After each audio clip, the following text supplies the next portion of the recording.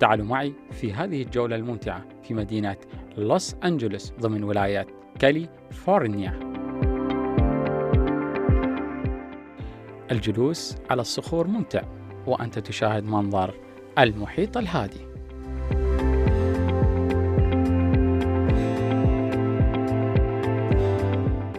السير ممتع هنا في رؤية منظر المحيط الهادي والاستمتاع مع الحيوانات الأليفة.